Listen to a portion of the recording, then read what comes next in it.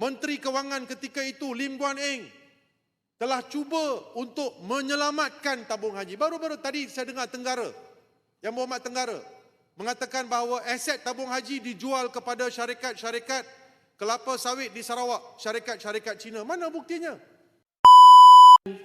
Akhirnya adalah aset instrumen ini hampir tergadai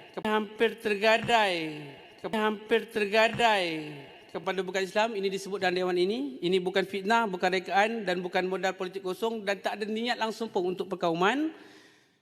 Hansard Dewan Rakyat 22 Julai 2020 jelas merakamkan pengesahan rasmi bahawa Pelan Pelupusan 76.2% tanah ladang milik tabung haji plantation berlaku pada 2019.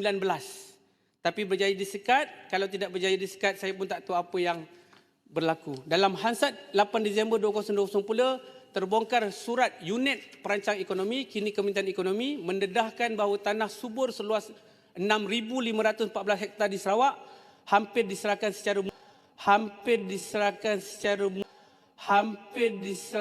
secara murah 170 juta kepada syarikat swasta Tomako Plantation. Siapa Tomako Plantation ini? Syarikat swasta bukan Bumi Putra, syarikat perniagaan keluarga Family Owned Business, berpangkalan di Lahad Datu Sabah, dipimpin oleh Frank Lim, pengarah urusan. Kalau tak percaya boleh semak di mana-mana laman sosial.